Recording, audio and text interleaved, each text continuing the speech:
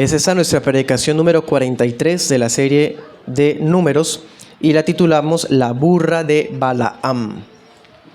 Estaremos abarcando el 21 al 35. Seguimos con el relato. Hace 15 días expusimos la primera parte. Extrajimos varias lecciones a la luz del testimonio de este hombre. Y hoy pues seguimos con la sección en la que Dios mismo viene a enfrentarse contra Balaam. Incluso hace hablar a un animal, le abre los ojos al falso profeta y todo con el propósito de que se retracte de sus intenciones malvadas en contra del pueblo de Dios. Estaremos estudiando esa enseñanza en dos partes. Del 21 al 25 veremos la intervención de Cristo. Del 26 al 35 veremos una reprensión sin precedentes. Comencemos, primer punto, la intervención de Cristo. Leamos 21 y 22. Dice: Así Balaam se levantó por la mañana y enalbardó su asna y fue con los príncipes de Moab. Y el furor de Dios se encendió porque él iba, y el ángel de Jehová se puso en el camino como adversario suyo, y él iba montado sobre su asna y con él 2 criados suyos. En el versículo, hermano, 20, en la noche anterior Dios le había dado permiso a Balaam de ir, con la condición de que hiciera lo que él había dicho. Es decir, la palabra que le pusiera en la boca, esa es la que iba a hablar. En el versículo siguiente vemos que el hombre prácticamente madruga, después de que Dios le dio permiso, madruga y alista su burra en la que emprendería este viaje. Dice que lleva 2 criados y se fue con los príncipes de Moab. Seguramente que usted ha leído ese texto, usted que ha leído la ley del Señor varias veces, le ha surgido la inquietud por qué el Señor se enciende en ira si acaba de decirle que sí vaya. Si usted ha tenido esa inquietud, usted hace parte entonces de todos aquellos que están leyendo con una actitud correcta. ¿Por qué si el Señor acaba de decirle que sí, ahora se enoja? Porque el texto dice que se enojó porque él iba. Parece contradictorio. Pero no, hermanos, vamos a estar viendo lo que está pasando detrás de todo esto. Dios le dejó ir, pero fue un permiso limitado. Es decir, lo dejó ir bajo condiciones estrictas. El hecho de que vaya y Dios se enoje, ¿qué implica?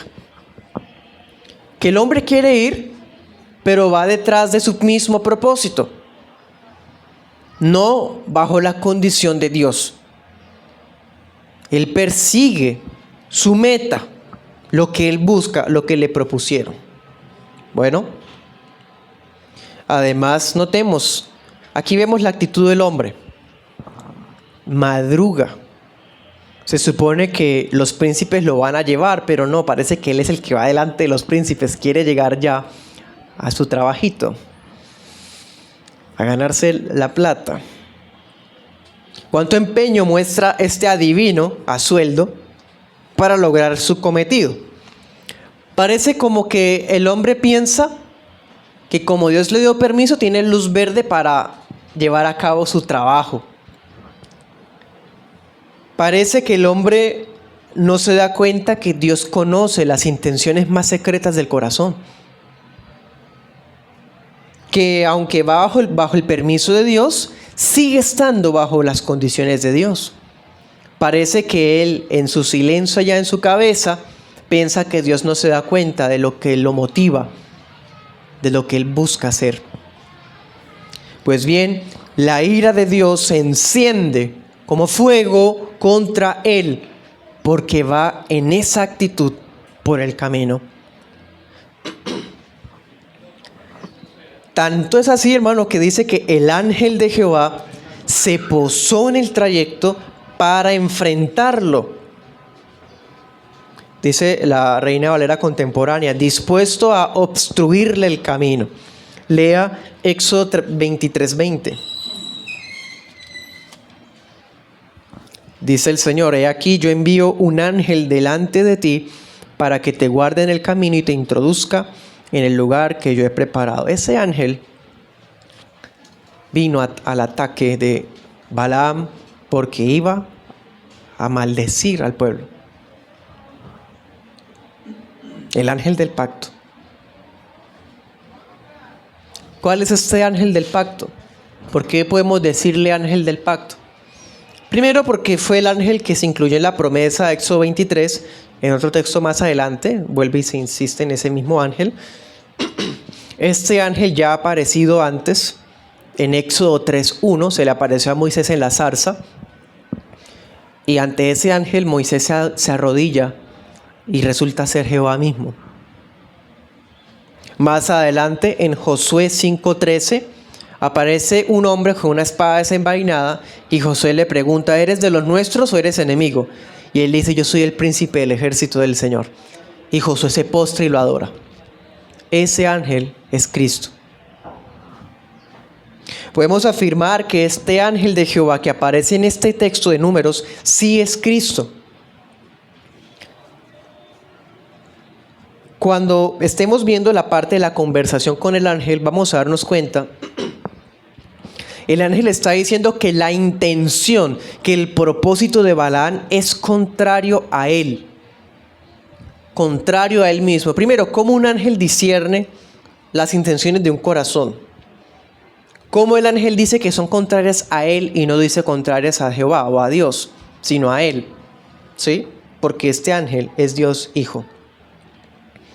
El ángel se pone en el camino para detener a Balaam porque va en contra de su voluntad soberana. De hecho, el ángel se coloca, se enfrenta a Balaam y cuando le deja vivir, le impone su palabra. ¿Se acuerdan? Es decir, lo dejo con vida con la única condición de que diga la palabra que yo le diga. Lo mismo que Dios le dijo en el verso 20. ¿Sí? También vemos que Balaam más adelante se postra le hace reverencia y termina arrodillado ante este ángel. Si fuera un ángel común, sabemos que no aceptaría tal cosa. Sino que así como Moisés y como Josué, Balaam también se arrodilla ante él. Este ángel es Cristo. Cristo mismo viene, se enfrenta a este hijo del diablo para detenerlo de sus planes ocultos. Para Cristo, hermano, no hay intenciones ocultas. ¿Se acuerdan? Un texto en el Evangelio de Juan dice que él no se fiaba de la gente porque él sabía lo que había en el corazón de la gente. Antes de haberse encarnado, obviamente ya también conocía el corazón de la gente. Sigamos adelante, 23 al 25. Y el asna vio al ángel de Jehová que estaba en el camino con su espada desnuda en su mano, y se apartó el asna del camino y se fue por el campo. Entonces azotó Balaam al asna para hacerla volver al camino. Pero el ángel de Jehová se puso en una senda de viñas que tenía pared de un lado y pared del otro. Viendo el asna al ángel de Jehová, se pegó a la pared y apretó contra la pared el pie de Balaam, y él volvió a azotarla. Vemos, hermano, en esta escena una mezcla entre ironía, una mezcla entre un sentido cómico incluso. Un burro viendo a un ángel, y vemos a un hombre conocido como vidente, popular, famoso, que no ve al ángel. Eso es una ironía jocosa. La burra ve al ángel de Jehová, le ve la espada desenvainada, es decir, es una espada, hermano, que ya está sacada de su funda para matar. El animalito se aparta del camino, es como si fueran por la carretera, y de repente ella se desvía y se mete a los sembrados que estaban en el camino. se mete hacia el campo. Balaam está tan enceguecido con su intención, está tan enceguecido por lo que él quiere, que empieza a golpear a la burrita y no se da cuenta lo que tiene enfrente. La azota para que el animal vuelva al camino, pero el animal no vuelve al camino. Resulta que ese animal no es tan tonto o tan burro, popularmente. ¿Qué hace el animalito? El animalito sigue metido en el campo y se mete en un sendero de viñas. En este tiempo, y bueno, todavía se puede ver, en las viñas tenían estrechos, unos caminos estrechos, que dice el texto, no había salida de un lado ni de otro. Claro, porque eran senderos cercados con piedras, cercos de piedras, habían al lado y lado, eran como caminos más angostos para que los animales no se metieran, o sea, era bastante angosto. ¿Sí? Por ahí se metió la burrita huyendo del ángel, pero el ángel se paró enfrente de ellos.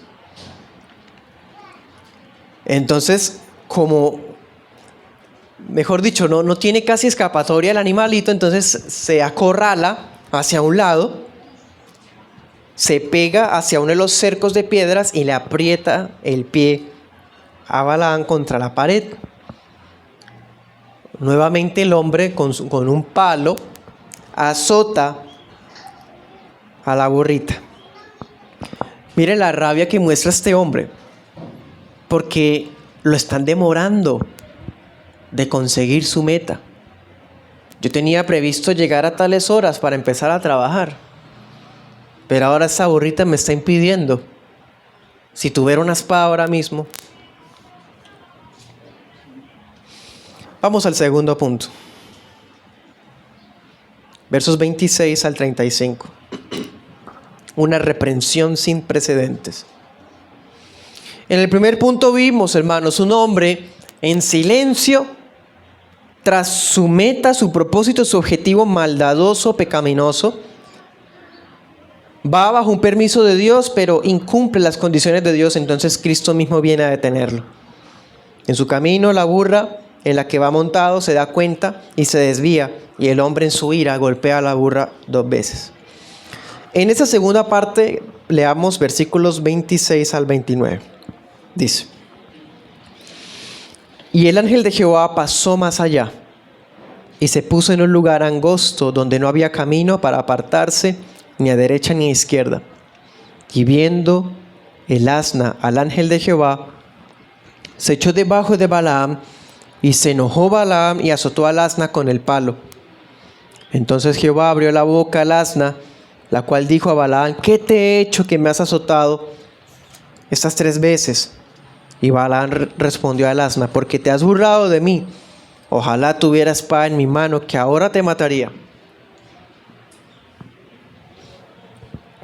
El ángel avanzó un poco más.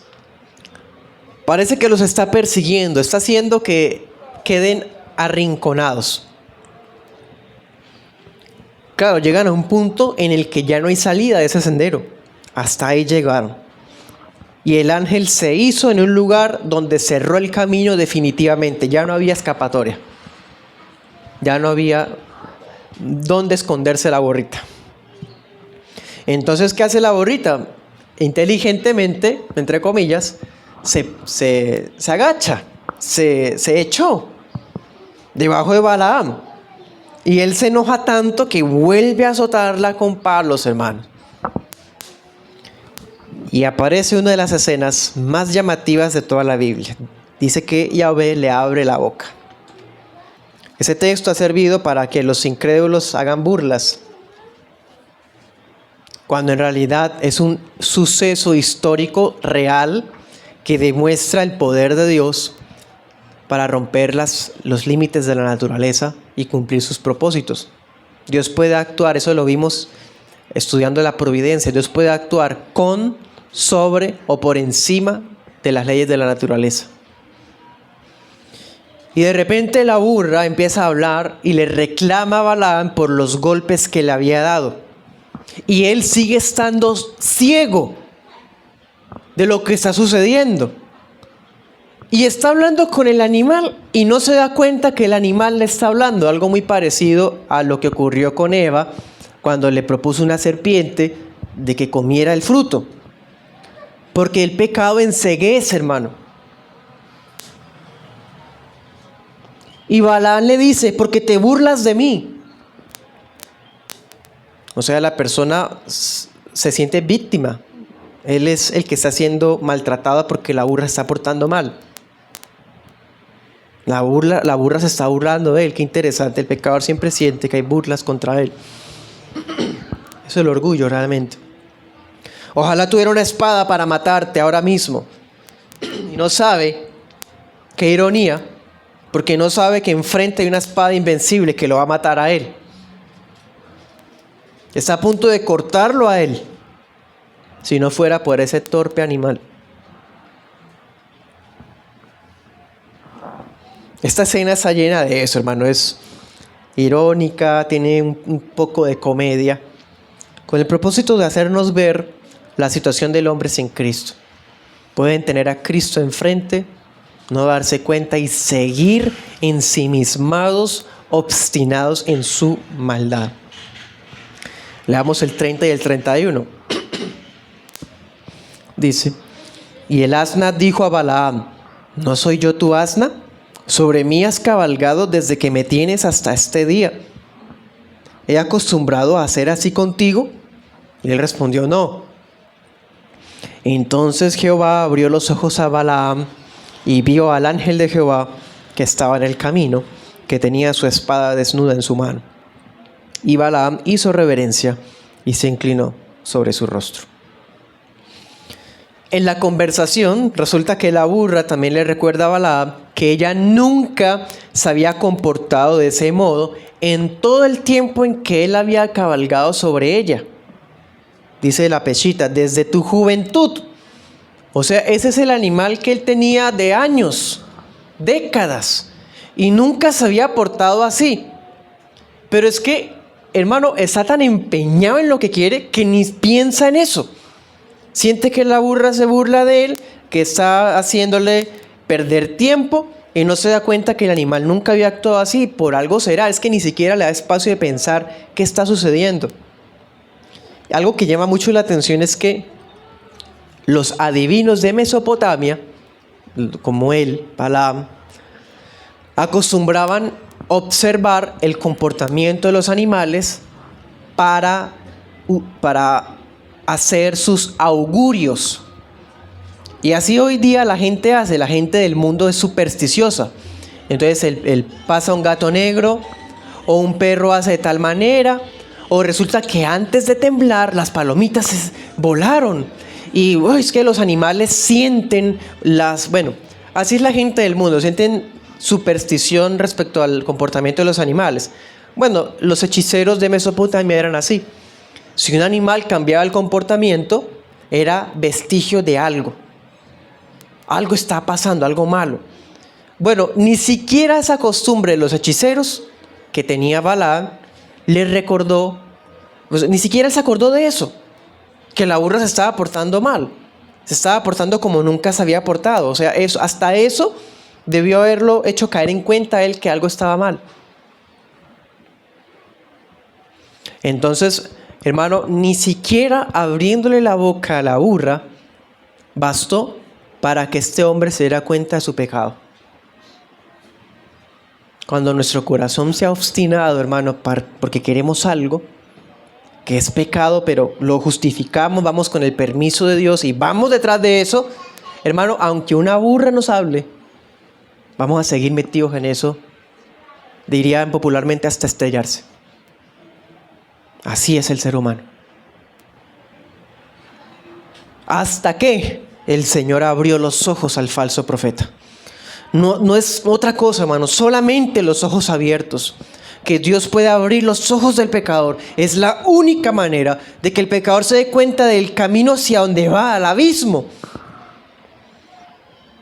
La gente va contenta en el camino ancho, feliz, y va camino al fuego eterno.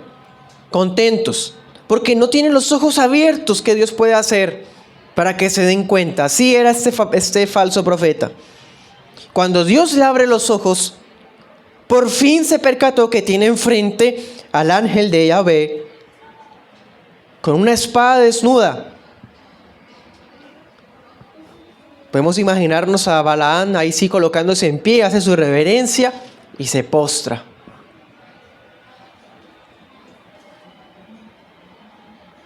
Este cuadro, hermanos, tiene varias enseñanzas para nuestras vidas.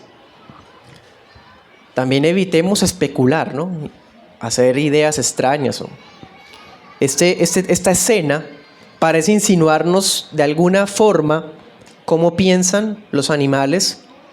Parece insinuarnos que los animales tienen memoria, porque dice que tú me tienes desde hace tiempo, ¿sí? Porque dice que el Señor le abrió la boca, o sea, le dio capacidad temporal de expresarse. Ya, no tenemos lugar a pensar más allá o a hacer teorías, no, hasta ahí. Es una oportunidad también para reflexionar en la manera en cómo tratamos a los animales. En Proverbios 12:10 dice que los impíos son crueles con los animales. Es muy importante como padres cristianos enseñar a nuestros niños a tratar con respeto y suavidad a los animales. Es un acto inmoral que un niño maltrate, golpee, mejor dicho, estropee a un lorito, a un gatito, a un perrito. Si tiene esas actitudes con un animal, vas a tener esas actitudes luego con sus semejantes. Pero aparte de esas dos cosas, hay algo más importante todavía que nos enseña este cuadro. Nos enseña cuán ciego puede llegar a ser el hombre cuando está obstinado.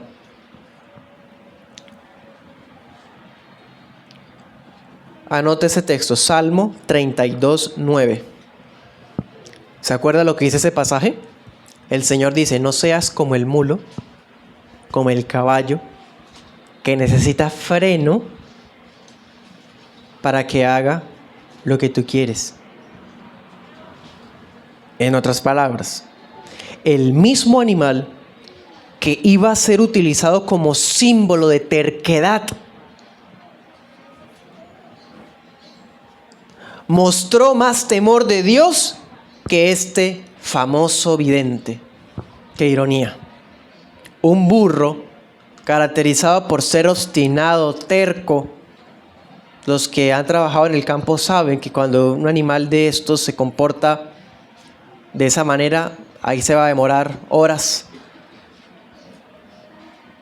Pues ese animal tuvo más temor de Dios que ese falso profeta. El apóstol Pedro nos trae una descripción directa. Segunda de Pedro 2:16. Yo les he estado diciendo ciegos, ¿cierto? Al ser humano cuando actúa obstinado, ciego. Vamos a ver cómo le dice Pedro, cómo nos dice Pedro cuando actuamos tercamente, o llama Pedro a los que son tercos en su pecado. Segunda de Pedro 2:16. Dice, Balaam fue reprendido por su iniquidad. Era iniquidad lo que había en su corazón. Pues una muda bestia de carga, hablando con voz de hombre, refrenó la locura del profeta. Casi que entre comillas le pone profeta. Loco. Es como Dios llama al pecador obstinado. Ciego, que se enceguece, ya se obstinó, que eso es lo que iba a hacer. La palabra lo llama loco.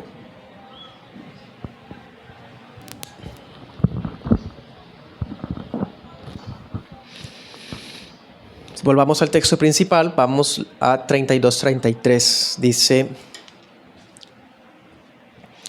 Y el ángel de Jehová le dijo, ¿por qué has azotado tu asna estas 3 veces? He aquí yo he salido como adversario, porque tu camino es perverso delante de mí. ¿Qué decía Pedro? Iniquidad. el asna me ha visto y se ha apartado de delante de mí estas 3 veces. Y si de mí no se hubiera apartado, ciertamente yo ahora te habría matado a ti y a ella habría dejado viva. Cuando por fin el hombre se postra ante el Señor lo cuestiona. Golpeaste a la burra 3 veces. Vimos la actitud que tuvo.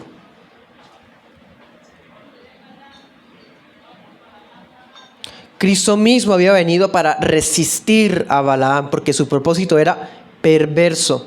Dice la diosa habla hoy, tu viaje me disgusta. Dice la Peshita, has dirigido tu camino en contra mía.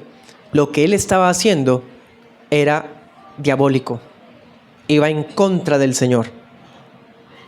En contra de Dios mismo. Irónicamente, la burra sí lo había visto. Por eso fue que la burra se apartó 3 veces. Si la burra no hubiera actuado así, Balaam pronto habría muerto y solamente la burra hubiera quedado con vida. Esos detalles acá nos anticipan unos hechos que veremos en la siguiente enseñanza. 3 veces el ángel se interpone. Luego veremos 3 veces Balac intenta que Balaam maldiga a Israel. Lo va a llevar a 3 puntos diferentes. 3 veces se enoja Balaam contra el burrito. Y 3 veces el rey Balac se va a enojar contra Balaam porque no va a poder maldecir a Israel. ¿Sí? Entonces esto es muy interesante, que anticipa lo que va a ocurrir más adelante. Eso lo estudiaremos en la siguiente enseñanza. Sigamos adelante. Versículos 34 y 35 dice: entonces Balaam dijo al ángel de Jehová: he pecado, porque no sabía que tú te ponías para enfrentarte a mí en el camino. Pero ahora, si te parece mal, me volveré. Y el ángel de Jehová dijo a Balaam: ve con los hombres, pero la palabra que yo te diga, esa solamente hablarás. Así Balaam se fue con los príncipes de Balac. Sí, este ángel está hablando igual que Dios. Mira el verso 20. Solo hablarás la palabra que yo te dijere. ¿Sí? Este ángel sí es Cristo.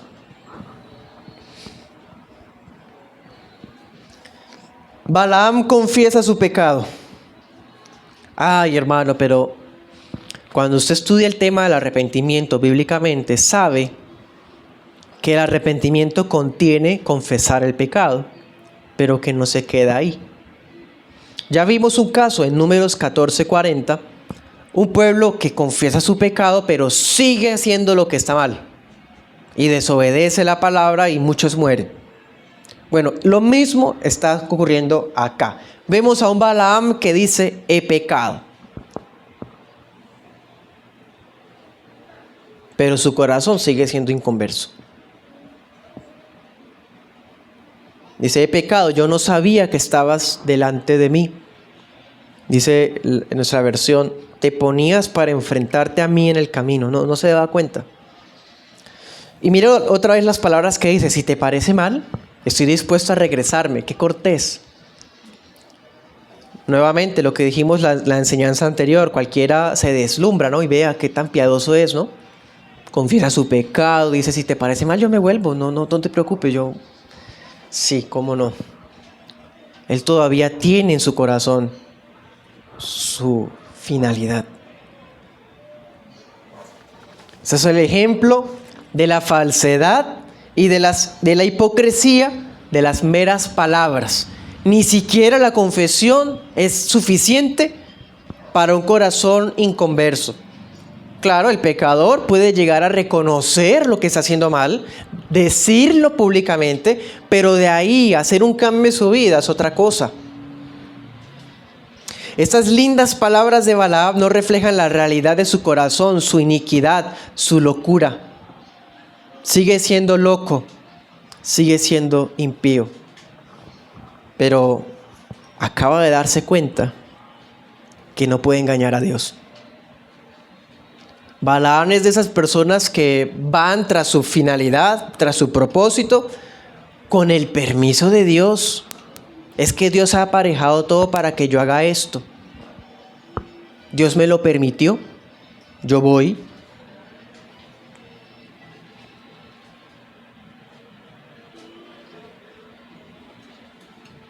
Estaba muy equivocado si pensaba que Dios no conocía sus verdaderas intenciones. Estaba muy equivocado si pensaba que no iba a pasarle nada si desobedecía. Él me dijo que yo hablara solo lo que Él me dijera, pero si yo desobedezco un poquito, no pasa nada. Así, hermano, actúan los falsos maestros, los falsos convertidos, pero tristemente muchas veces nosotros también. Vamos de todas formas hacia lo que queremos, sabiendo que está mal, pero lo interpretamos con las circunstancias. No, pues todo esto me ha llevado a que yo haga esta situación, haga este acto. Porque Dios ha aparejado todo, porque Él me mostró el camino, me dio el permiso. A pesar de que la palabra ya le había dado una indicación. No importa si desobedezco un poco. Dios conoce el motivo de mi corazón. Sí, sabe que es perverso, que es inicuo. Ya se dio cuenta que si desobedece un poco ya le va a pasar algo. Hay una espada que lo está esperando. Entonces el ángel le permite ir como diciendo, yo ya le había dicho que solamente lo que yo dijera. Vengo a decirle lo mismo, a confirmarle que estoy hablando en serio. Solamente lo que yo le diga es lo que va a hablar. ¿Sí? Y de esa manera, hermano, con una condición estricta, la misma, ahora reconfirmada, Balaam se va con los moabitas a decir unas palabras que ya no es maldición, el negocio se le cayó. Le pagaron por maldecir, ahora va a bendecir, va a perder el negocio. No le sirvió de nada ir con apuros para no llegar tarde al trabajo. Vamos a terminar con 2 aplicaciones. Vemos, hermanos, en este texto a nuestro Señor Jesucristo defendiendo a la niña de sus ojos. Ese que le dijo a Saulo, ¿por qué le das coces al aguijón? Me estás persiguiendo a mí. Dios mismo interviene para defender a los suyos. Este cuadro también nos muestra la condición espiritual de los impíos. Este cuadro también nos enseña la situación de nuestro corazón cuando estamos obstinados. Pero hay otra cosa que enseña, hermano, esta escena. El caso de Balaam nos brinda un fuerte contraste entre un falso maestro y un siervo genuino de Dios. El falso maestro, como veremos en la siguiente enseñanza, utiliza magia, agüeros, va en pro de un pago. En cambio, los siervos de Dios no requieren nada de eso y anuncian la palabra de Dios sin deparos. Pero el falso maestro se motiva principalmente por su propio beneficio. Balaam es el cuadro por excelencia de un falso maestro, de un falso profeta. Segunda aplicación. Vamos a Lucas 24:16.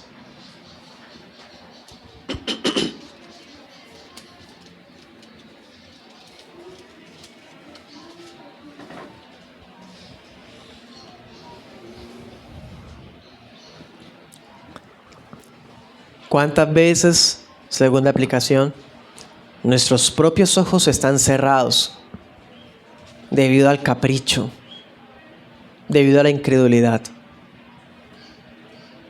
Tan solo recordemos a 2 discípulos del Señor, los del camino de Emaús, ¿se acuerdan? Los ojos de ellos estaban impedidos para que no lo reconocieran. Mira el 31. Entonces fueron abiertos los ojos de ellos y lo reconocieron. ¿Sí? Lo mismo. Siempre pasa, hermano. Por naturaleza, los ojos del hombre están cerrados. No pueden decidir por Cristo. No pueden ellos mismos cambiar sus vidas a no ser que Dios mismo abra. abra los ojos y deje ver. Cuando tomemos decisiones en nuestras vidas, cuando estemos construyendo lo que queremos hacer, un proyecto, un negocio, una decisión, un noviazgo, un matrimonio, un nuevo trabajo, lo que sea, hermano, lo que sea, literalmente lo que sea. No nos guiemos por el capricho, por lo que queremos. Es que sí o sí vamos tras eso. Dese cuenta cuando está actuando así de la obstinación del corazón. Consulte con el Señor. Consultemos con Cristo. Y cuando estemos de camino a lograr lo que estamos buscando, démonos cuenta si Dios nos está acorralando. Muchas veces Dios en el camino, mientras vamos hacia lo que queremos, Dios nos acorrala. Pero vamos detrás de todas formas de lo que queremos, hasta que Dios muestra su espada amenazante. Dios nos guarde, nos dé discernimiento y no interpretemos más nuestras vidas a la luz de las circunstancias, de la providencia. No, las palabras del Señor, la ley del Señor es nuestra guía, nuestra dirección. ¿Agrada esto al Señor?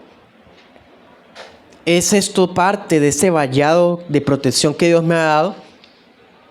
Dios bendice y da promesas si hago esto, si obedezco. Dios me amenaza, me maldice o me prohíbe hacer esto. Miremos, como veíamos en la escuela, la ley como un espejo. ¿Agrada esto a Cristo? ¿Esto ocasionó la muerte de Cristo? La ley, hermano, está vigente para eso, para enseñarnos el carácter de Dios y para tomar las decisiones adecuadas, reconociendo que hay una espada, hermano, una espada defendiendo a su pueblo, pero también reprendiendo. Oremos.